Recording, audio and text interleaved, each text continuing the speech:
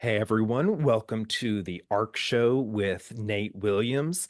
And with me, I'm very excited to introduce to y'all, if you haven't heard him, Dr. Charles Stone. He just wrote a wonderful book titled Stress Less: Nine Habits from the Bible and Brain Science to Build Resilience and Reduce Anxiety. I've enjoyed this book greatly, and I hope you enjoy this conversation as well.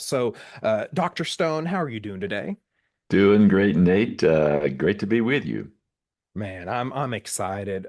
Partly because, well, one, I enjoy talking to people, so there's an excitement there from a people person standpoint, but also the topic you've written about is extremely important. Mhm. I don't want to say too much on my end. You're the expert, but first off, can you tell our audience a little bit about yourself?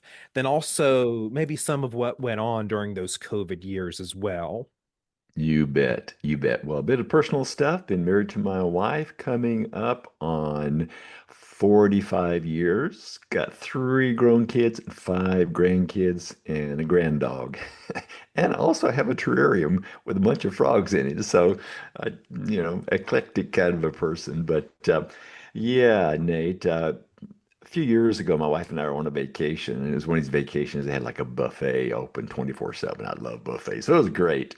But there was a problem in that Wi-Fi was everywhere, and I'm kind of a news junkie, so I had my nose on the Wi-Fi, and I was telling my wife, I said, "Sure, this thing called COVID, it's coming our way, and I bet you they're going to shut us down." I'd been a pastor at that time in London, Ontario, of a multicultural church. Sure as the world after a vacation got back, a draconian shutdown in Canada.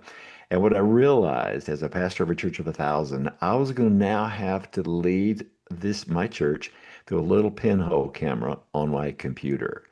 And that super stressed me out. And about that same time, I was diagnosed with AFib, which is your heart kind of flutters at a different rate than it's supposed to.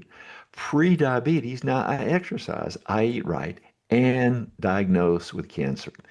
Now, Nate, the irony was I was doing research for my PhD on stress. So, I guess God has a sense of humor. I was going to be a lab rat for my research. So that's kind of the genesis of why I wrote the book, and yeah, that's how it worked out.